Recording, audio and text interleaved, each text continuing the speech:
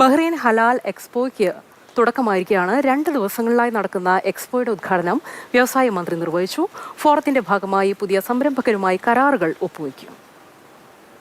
Bahrain ഹലാൽ expo 2024 തുടക്കമായി. ബഹ്റൈനിലെ ആദ്യ ഹലാൽ expo വ്യവസായ വാണിജ്യ മന്ത്രി അബ്ദുള്ള ബിൻ ആദേൽ ഫക്രു ഉദ്ഘാടനം ചെയ്തു.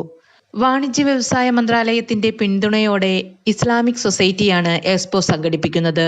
ഹലാൽ ഉൽപ്പന്നങ്ങൾക്ക് പ്രോത്സാഹനം നൽകാനും വിപണി കണ്ടെത്താനും ഉദ്ദേശിച്ചാണ് ഇതാദ്യമായി ഇത്തരമൊരു എക്സ്പോ രാജ്യത്തൊരുക്കുന്നത്. ബഹ്റൈൻ അകത്തും പുറത്തുനിന്നുമായി 50ഓളം കമ്പനികളാണ് എക്സ്പോയിൽ പങ്കാളികളാകുക. ഹലാൽ ഉൽപ്പന്നങ്ങളുടെ നിർമ്മാണവും അതിനുള്ള ഇസ്ലാമിക് ബാങ്കിംഗ് പിന്തുണയും നിക്ഷേപ സാഹചര്യങ്ങളും അവസരങ്ങളും 2 ദിവസം നീണ്ടു നിൽക്കുന്ന ഫോറത്തിൽ ചർച്ച ചെയ്യും. കാർഷികോൽപാദനം, മാംസോൽപാദനം, മെഡിക്കൽ, സൗന്ദര്യവർദ്ധക വസ്തുക്കളുടെ നിർമ്മാണം, ടൂറിസം, ട്രാവൽ മേഖലയിലെ സേവനങ്ങൾ തുടങ്ങി വിവിധ മേഖലകളിലെ ഹലാൽ ഇടങ്ങളെക്കുറിച്ചും ചർച്ച നടക്കും. വ്യവസായം നേരിടുന്ന വെല്ലുവിളികളെ അഭിമുഖീകരിക്കുന്നതിനുള്ള ഒരു വേദിയാണ് ബഹ്റൈൻ ഹലാൽ എക്സ്പോ.